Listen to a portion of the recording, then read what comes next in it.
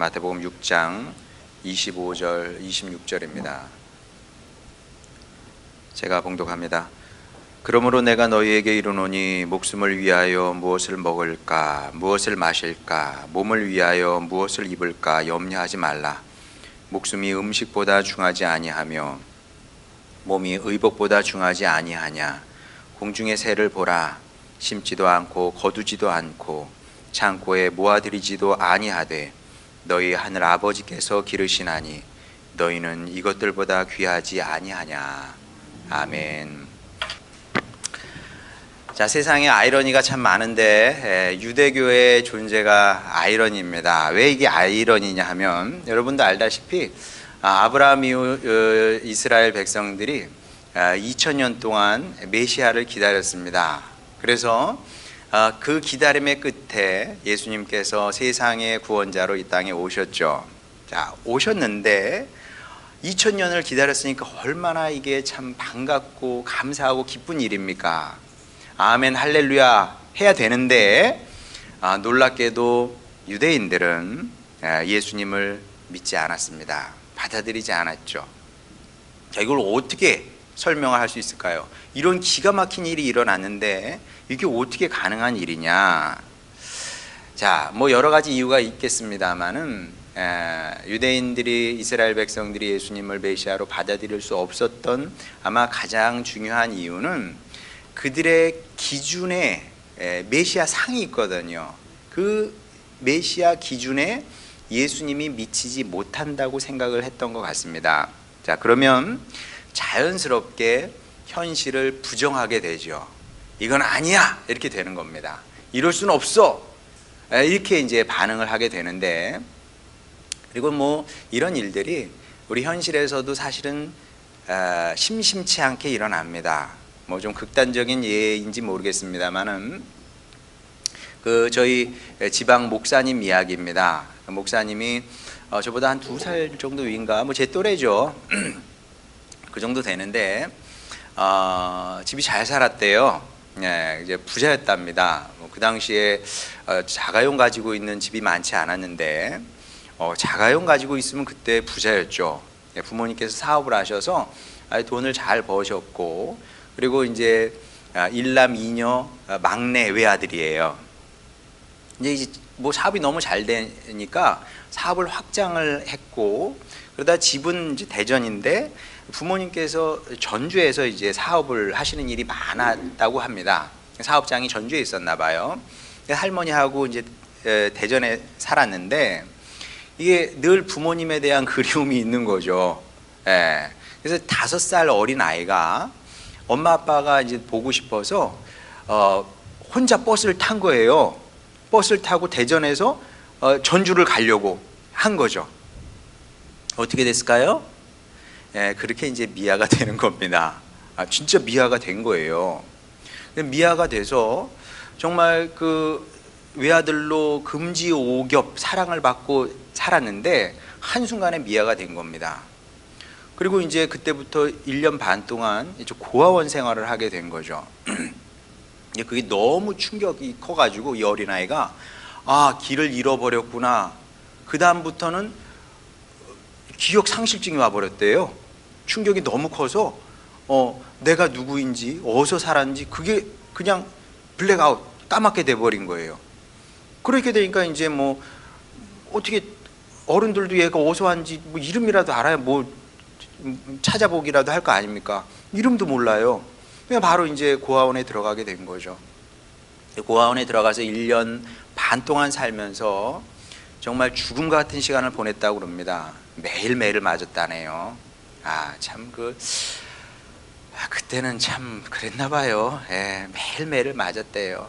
선생님한테 매 맞고 또 형들 누나들한테 매를 맞고, 그리고 제대로 먹지도 못해서 정말 죽지 않을 만큼만 줬답니다. 그러다 보니까 영양실조가 오고 그냥 피골이 상접해지고, 그리고 영양실조가 오면 머리도 빠진다 그러네요. 그러니까 머리카락이 죄다 빠져가지고 나중에는 그 1년 반 사이에 애들 신생아 나면은 머리카락이 별로 없잖아요. 그렇게 돼버렸답니다. 그래가지고 이제 뭐 그 죽음 같은 이제 죽을 날만 기다리면서 이제 그러다 이제 죽는 거겠죠. 뭐 영양실조 왔으니까. 이 영양실조가 무서운 게 그 다음에도 이제 집에 돌아와서 회복을 해야 되잖아요. 병원에 입원을 하는데 영양실조가 무서운 게 그게 한번 몸이 영양분을 흡수하지 못하게 되면 아무리 영양을 공급해도 이 몸이 흡수를 잘 못한다네요. 몇 년 고생을 했대요. 이 체력 돌아오기까지.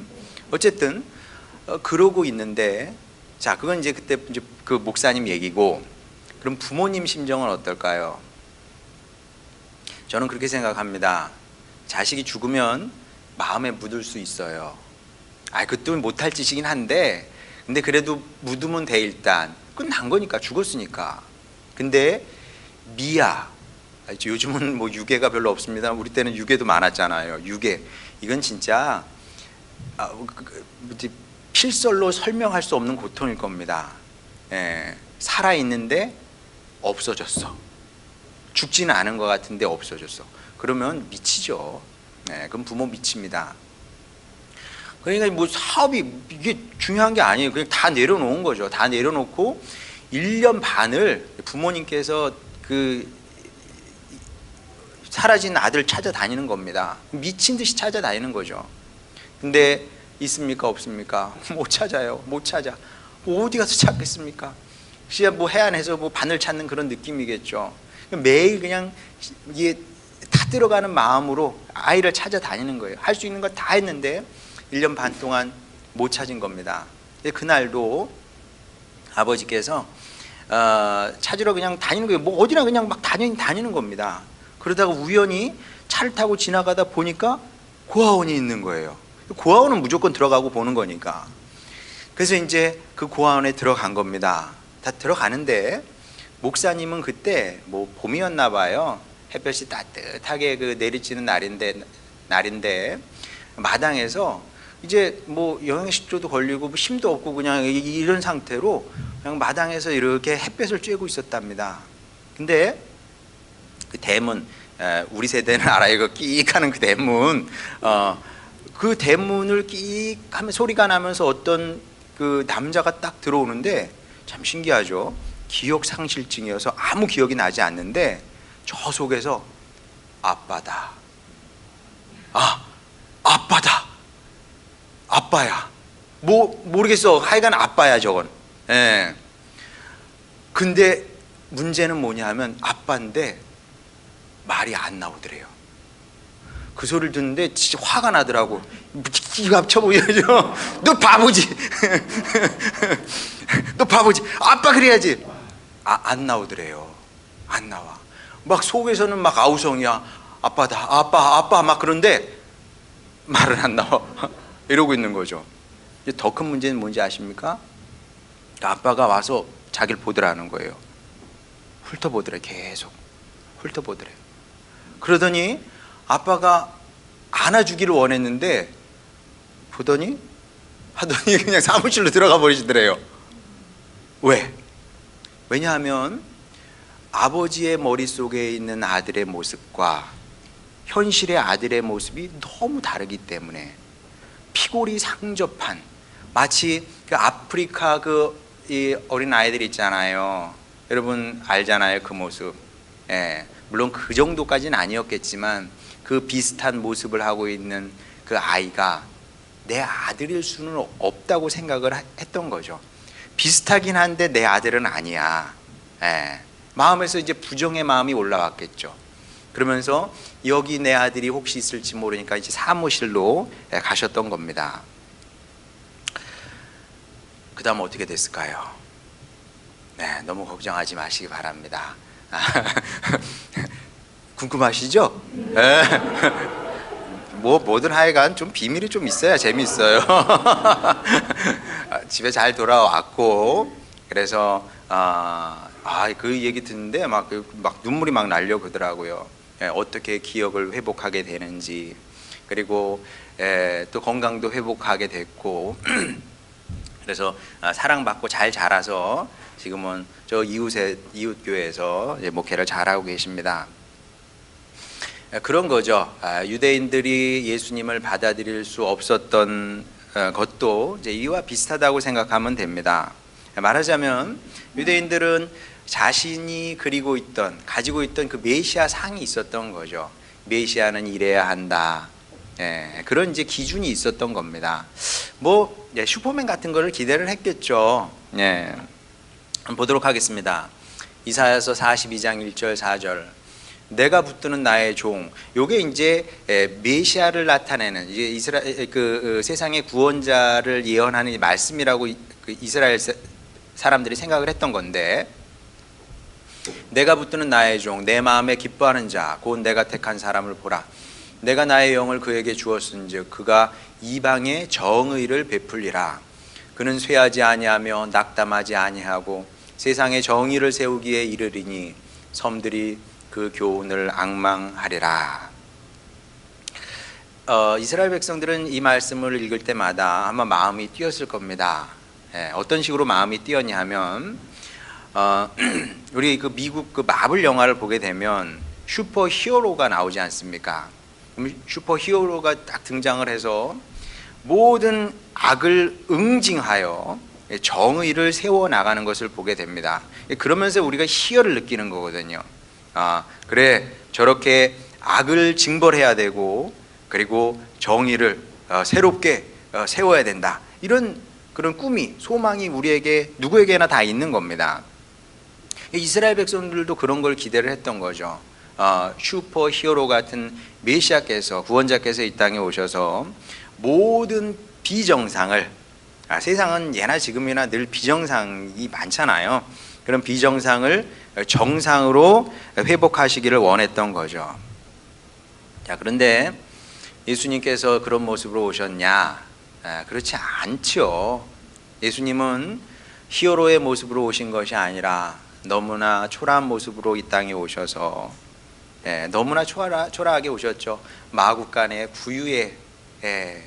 구유로 오셨으니까 그런 초라한 모습으로 오셔서 그 끝은 십자가에 매달려 죽는 것이었습니다. 유대인들은 이런 메시아를 기대한 적이 없거든요. 그런 메시아를 왜 기대합니까? 왜 기다립니까? 그런 메시아는, 그런 사람은 세상에 많아. 세고 셌어요. 근데 그걸 어떻게 메시아가 될 수 있겠습니까? 자, 이게 첫 번째 이유고, 유대인들이 볼 때 예수님이 메시아일 수 없는 더 중요한 이유가 있습니다. 그것은 무엇이냐면, 메시아가 이 땅에 왔으면, 메시아는 다른 뜻으로 이제 구원자니까, 구원자가 이 땅에 왔으면 어떤 식으로든 세상이 바뀌어야 된다고 생각을 했습니다. 이해가 돼요. 그렇죠. 메시아가 왔으면, 메시아는 세상을 바꾸러 오시는 분이니까 보다시피 정의를 세워야 될 거 아닙니까? 정의를 세운다는 것은 세상을 바꾼다는 의미거든요. 세상이 바뀌어야 되는데 예수님이 왔지만 세상은 조금 더 바뀌지 않았거든요. 여러분 어떻게 생각하십니까? 예수님께서 이 땅에 오셔서 세상이 바뀐 것 같아요? 안 바뀐 것 같습니까? 유대인들의 말이 일정 부분 맞다는 겁니다. 여전히 불의가 판을 쳐요. 그렇죠? 뭐가 달라졌어? 여전히 불의가 있는데 여전히 비정상이 정상처럼 보이지 않습니까? 늘 똑같아요. 그 전과 후가 똑같습니다. 뿐입니까? 여전히 갈등과 불화와 슬픔과 눈물이 넘쳐나는 걸요. 자, 그러면 이럴 거면 뭐하러 왔어요? 뭐하러, 왜 왔어? 세상에 구원자라며, 이런 거 하나 안 바뀌었는데 도대체 뭐하러 온 거야? 이런 질문이 충분히 가능하다는 겁니다.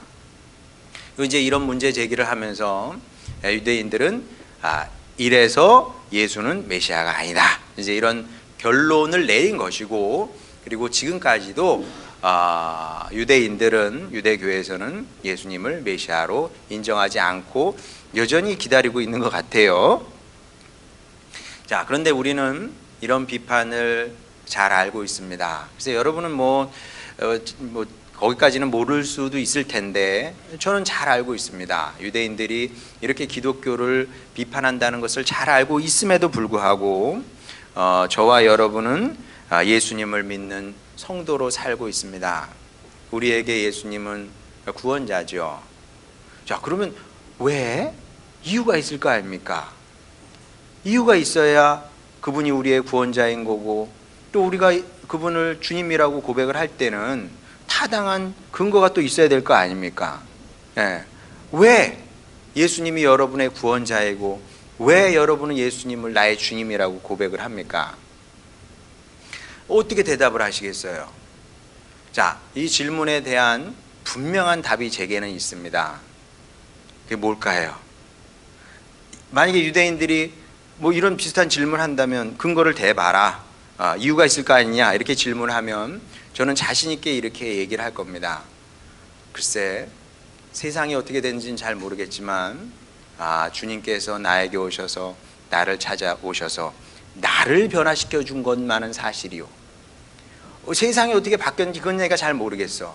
하지만 그분이 나라는 사람을, 내 인생을 변화시켜 주셨다는 사실만은 이거는 부정할 수 없는 사실입니다. 남이 인정해 주거나 말건 그건 중요하지 않아요. 이건 제 안의 이야기입니다. 제 안에서 일어난 일이기 때문에 제가 자신 있게 이야기할 수 있다는 거죠. 물론 제가 인정을 해요. 제가 종종 얘기하는 것처럼 저는 어떤 면에서는 지극히 현실적이려고 노력을 많이 합니다.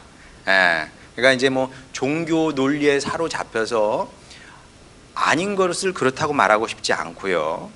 또 뭐 그렇죠. 여러분이 봐도 세상에는 여전히 불의가 많고 눈물이 있고 아픔이 있고 슬픔이 있고 억울함이 있고 다 있잖아요. 있는 걸 그걸 아니라고 할 수는 없는 거 아닙니까? 인정을 한다는 거죠. 부정할 수 없는 사실입니다. 하지만 그럼에도 불구하고 제가 바뀌고 또 여러분이 바뀐 것만은 이제 그것 또한 이제 부정할 수 없는 사실이라는 거죠.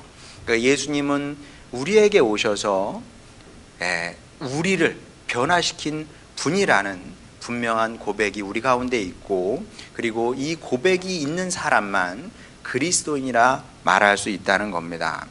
근데 이제 이런 고백을 우리만 했던 것은 아니고요. 사도 바울 또한 이 사실을 그의 서신에서 여러 차례 강조하는 것을 보게 됩니다. 한번 보겠습니다. 고린도후서 5장 17절. 그런즉 누구든지 그리스도 안에 있으면 새로운 피조물이라. 이전 것은 지나갔으니 보라 새 것이 되었도다. 이 말씀을 여러분 오해하면 안 됩니다.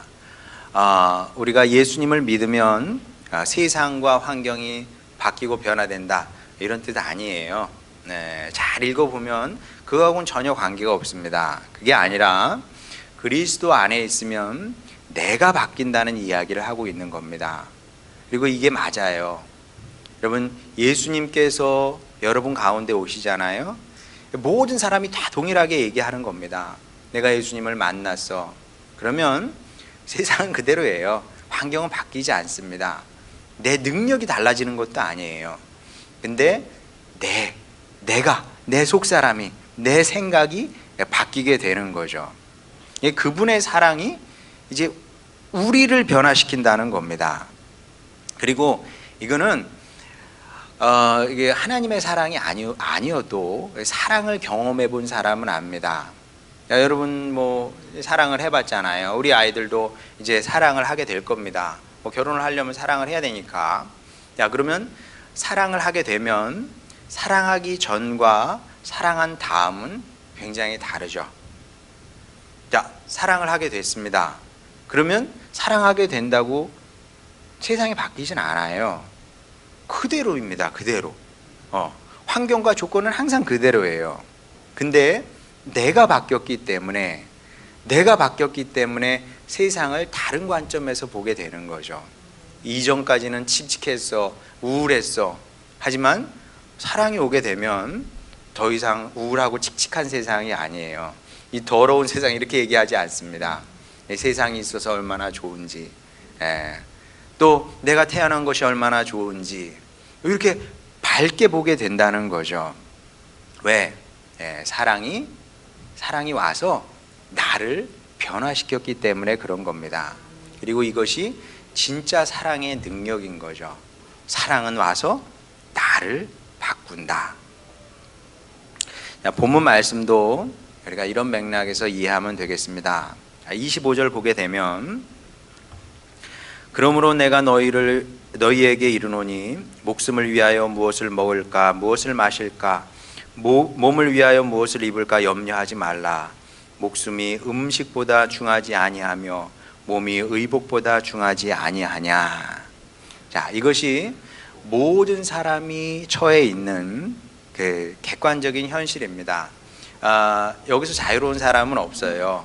모든 사람은 응애하고 태어나는 순간부터 이 목숨의 문제에 매이게 됩니다. 자, 그럼 이 목숨의 문제가 뭐냐? 목숨의 문제는 간단하게 두 가지로 정리가 됩니다.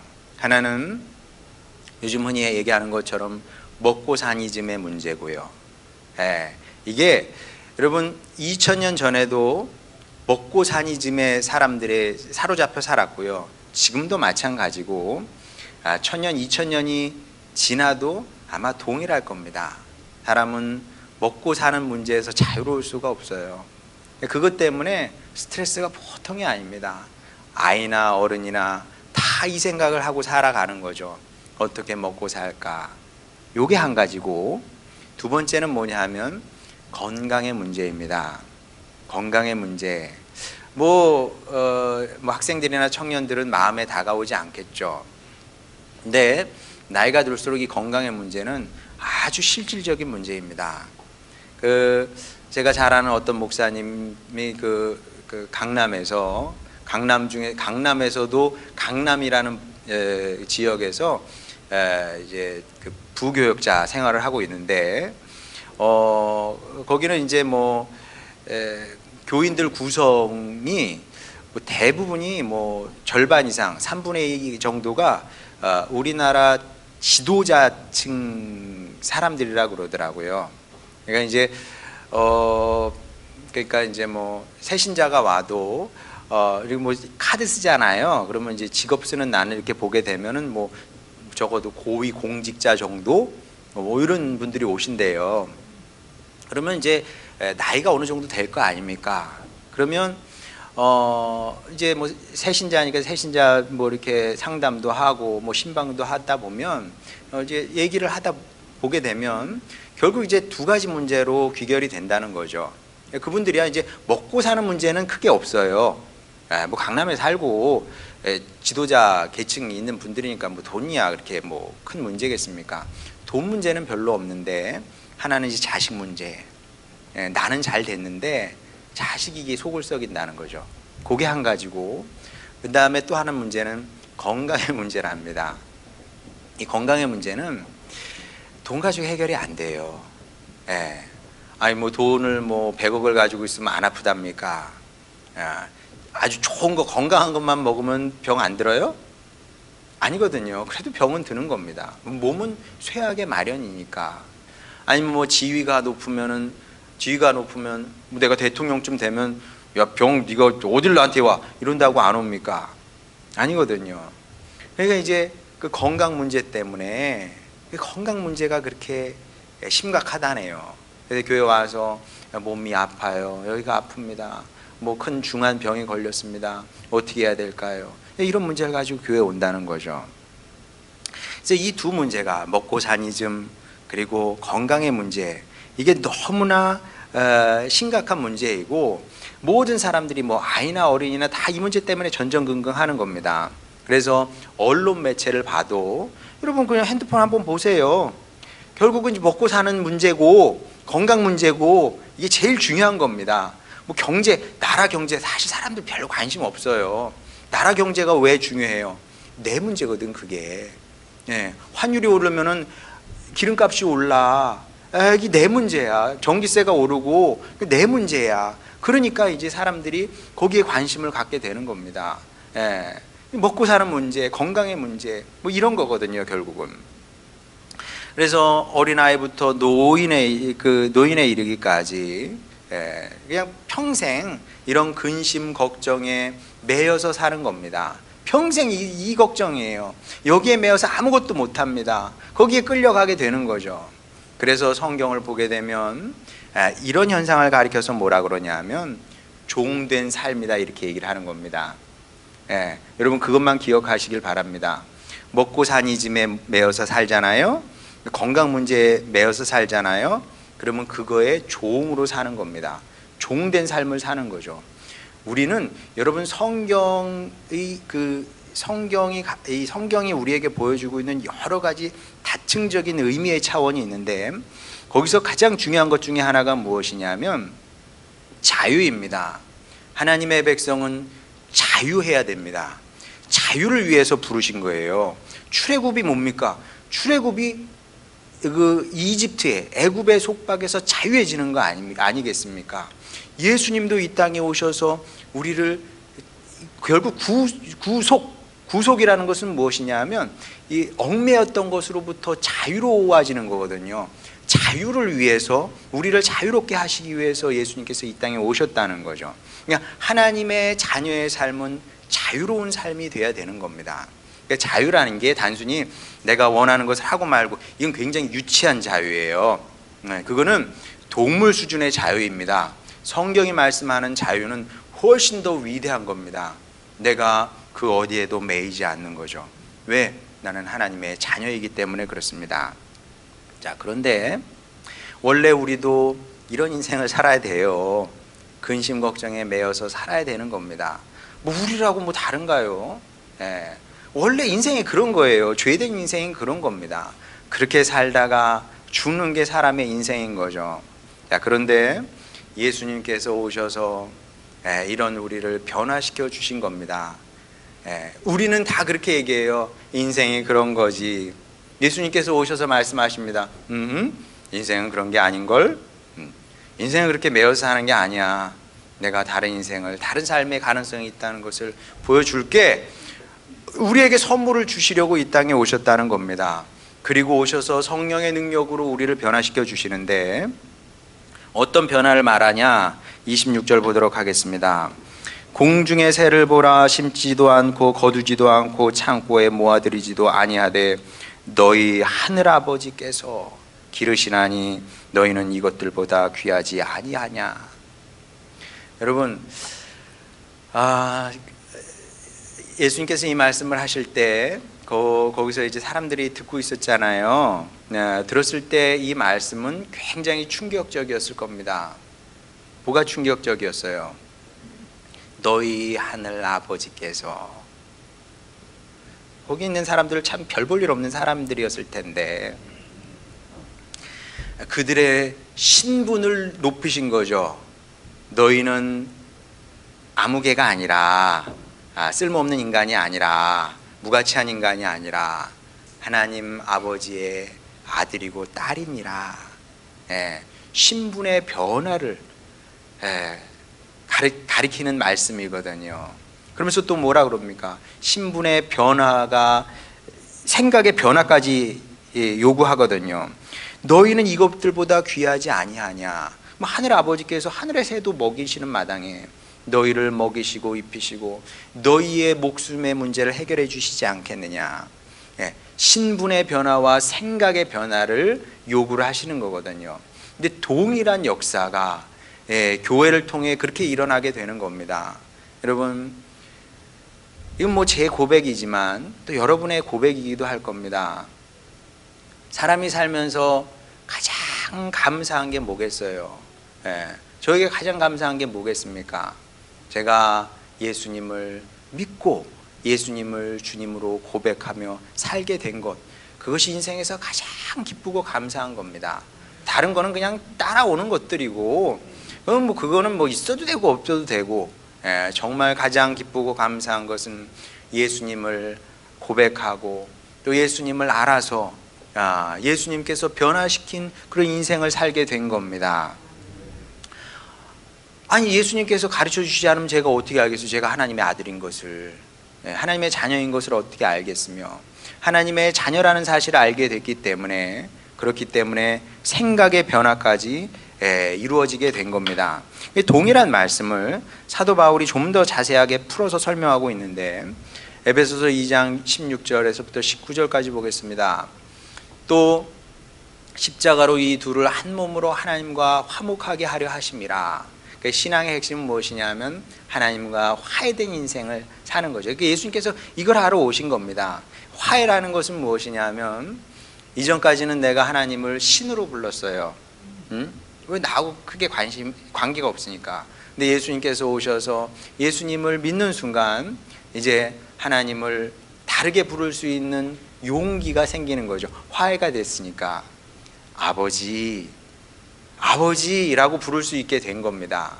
그렇게 원수된 것을 십자가로 소멸하시고 또 오셔서 먼 데 있는 너희에게 평안을 전하시고 가까운 데 있는 자들에게 평안을 전하셨으니 이는 그로 말미암아 우리들이 한 성령 안에서 아버지께 나아감을 얻게 하려 하심이라.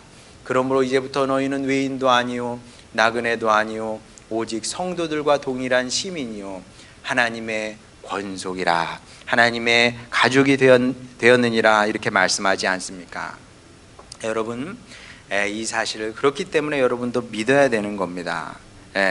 이 사실을 여러분이 믿을 때 그래 예수님께서 오셔서 이런 일을 하셨지, 내 안에서 이런 변화를 이루고자 하시지 라고 믿고 소망하며 주님을 향해 마음을 열 때, 그때 저를 변화시킨 복음의 능력이 여러분도 변화시키게 되는 겁니다. 그리고 변화돼야만 위협적인 현실과 맞설 수 있는 능력을 획득하게 되는 겁니다. 여러분, 우리가 맞서야 하는 현실의 위협이 다양한 날마다 형태를 달리해서 우리를 찾아와서 공격하거든요. 위협합니다. 너는 목숨의 문제에서 자유로울 수 없어. 어떻게 먹고 살래? 건강에 문제가 생기면 어떻게 될래? 치매 오면 너 어떻게 할래? 다양한 방식으로 우리를 위협을 합니다. 그래야 안 그래요? 그렇죠. 어떻게 싸워요? 인생은 그런 거지. 이렇게 되는 거예요. 다들 그렇게 살잖아. 이렇게 되는 겁니다. 내적인 변화가 일어난 사람만 그런 위협 앞에서 맞서 싸울 수 있는 겁니다. 사도 바울이 뭐라고 그럽니까? 사도 바울이 로마서에서 그렇게 선포하죠. 사망아 너의 쏘는 것이 어디 있느냐. 사망아 너의 쏘는 것이 어디 있느냐.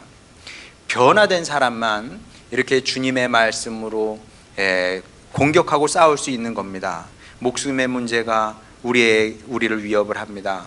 우리 자녀들 앞으로 먹고 사는 문제 계속 위협할 거예요. 점점 어려워진다고 합니다. 그때마다 이 말씀을 기억하시기 바랍니다. 먹고 사니 짐의 문제야 너의 쏘는 것이 어디 있느냐. 우리 하나님의 백성을 쏠 수가 없어요. 건강의 문제야 네가 나를 어떻게 쏠 수 있느냐. 물론 우리도 건강이 쇠해질 수 있습니다. 그러나 사도 바울이 뭐라 그럽니까? 우리 육신은 날로 쇠퇴해질지라도 후패해질지라도 그러나 우리 속사람은 날로 새로워진다. 그 새로움의 능력이 우리 몸의 연약함을 이기게 되는 겁니다. 그리고 이것이 바로 성도의 자유인 거죠. 하나님 백성의 자유인 겁니다. 모든 것이 우리를 구속하려고 하나 그러나 우리는 복음의 능력으로 하나님의 사랑으로 자유할 수 있는 인생을 선택할 수 있게 되는 것이고, 그리고 이 믿음이 우리를 하나님의 자녀로 자유로운 인생을 누리며 살게 한다는 거죠. 이 사실을 기억하시고, 여러분, 세상은 여러분을 종삼으려고 합니다. 거기에 걸려들지 마시고, 아니다, 나는 하나님의 사랑 안에서 자유하니라. 나는 하나님의 사랑 안에서 자유하니라. 나는 자유의 인생을 선택하겠다 선포하시고, 그렇게 주님의 사랑으로 모든 일에 이기며 또 하나님의 사랑을 확인하며 또 증거하고 이야기하고 선포하며 살아가는 축복된 주님의 백성 다 되시기를 주님의 이름으로 축원합니다. 우리 찬양 부르고 우리 기도하도록 하겠습니다.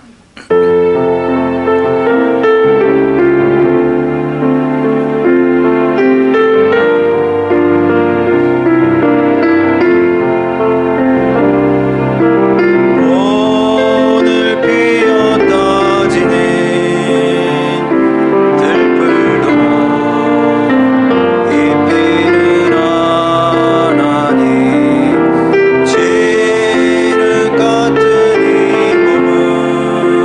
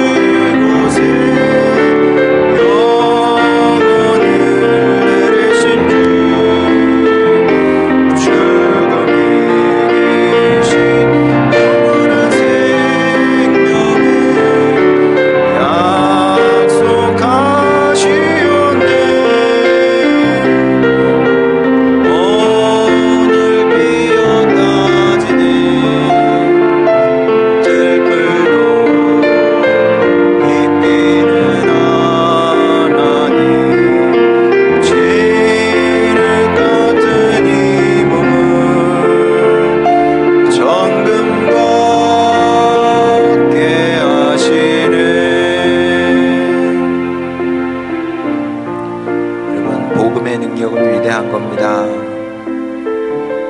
글쎄, 세상을 복음이 얼마나 바꾸는지 우리는 잘 모르지만 복음의 능력이 와서 우리를 바꾸고요, 우리를 바꾸면 세상을 보는 시야가 달라집니다.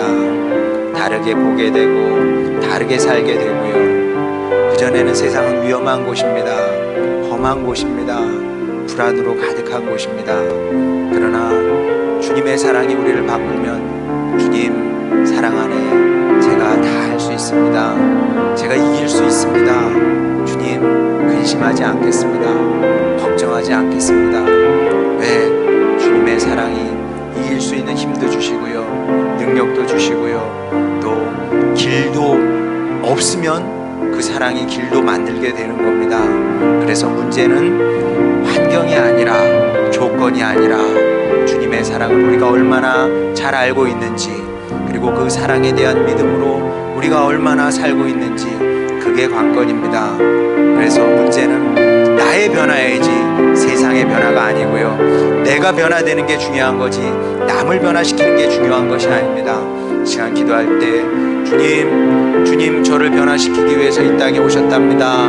주여 제 마음을 엽니다. 주님의 사랑이 제 안에 가득 부어짐으로 말미암아 그 사랑의 힘이 저를 바꾸고 변화시키는 것을 보게 하여 주시옵시고, 그래서 동일한 세상을 살더라도 다르게 살기를 원합니다. 아버지 하나님, 그 다르게 살 수 있는 힘과 능력, 그런 사랑의 능력을 주시고, 그리하여 주님께서 원하시는 것처럼 주님 세상의 종이 아니라 세상으로부터 자유로운, 모든 것 위협으로부터 자유로운 그런 인생을 멋지게 살아내는 주님의 아들 딸 되게 하여 주시옵소서. 이런 기도 제목으로 주님께 나가도록 하겠습니다. 기도하시겠습니다. 우리를 사랑하시는 아버지 하나님, 주여 주님의 아들 딸들이 여기 있습니다. 아버지 하나님, 주님 백성들이 이 단순한 사실을 알고 믿게 하여 주시옵소서. 그렇지, 나는 하나님의 아들이야, 그렇지, 나는 하나님의 딸이야, 이 사실을 믿기를 원하나이다. 그래, 주님께서 나를 귀히 여기셔서 이 땅에 오신 거야. 나를 소중히 여기셔서 십자가에 달려 돌아가신 거지. 나를 자유하게 하기 위해서 이 땅에 오신 거야. 이 사실을 믿게 하여 주시옵소서. 믿음으로 말미암아 주여 주님의 백성들이 아버지 하나님 온전히 변화되게 하여 주시옵소서. 아버지 생각이 변화되게 하여 주시옵소서. 가치가 변화되게 하여 주시옵소서. 인생의 목적이 바뀌게 되기를 원하나이다. 아버지 하나님, 그리함으로 말미암아 주여 우리가 더 이상 세상의 종이 되지 않게 하여 주시옵소서. 아버지, 우리를 자유롭게 하기 위해서 주님 오셨으니 아버지 자유로운 인생을 살게 하여 주시옵소서. 사람으로부터 자유롭게 하여 주시고 세상의 위기로부터 자유롭게 하여 주시옵시고 근심과 걱정으로부터 자유해지길 원하오니 아버지 하나님, 가장 복된 인생을 살아내는 우리 모두가 되길 원합니다. 그렇게 주여 주님께서 주시고자 하시는 가장 좋은 것들을 받아 누리며 살아가는 하늘나라의 주여 자녀들 되길 원하오니 그런 은총을 우리 모두에게 허락하여 주시고 2023년은 복으로 가득한 인생을 살아내길 원하나이다. 그런 주님의 백성들, 또 자녀들, 또 가정 되게 하여 주시옵소서. 우리를 사랑하시는 아버지 하나님, 오늘 나눈 말씀 주님 우리 가운데 그대로 이루어지게 되길 원하오니 주님의 사랑 안에서 자유를 누리며 또 평안을 누리며 살아가는 그런 2023년, 또 우리 남은 인생 되게 하여 주시옵소서. 감사드립니다. 예수님의 이름으로 기도드렸습니다. 아멘.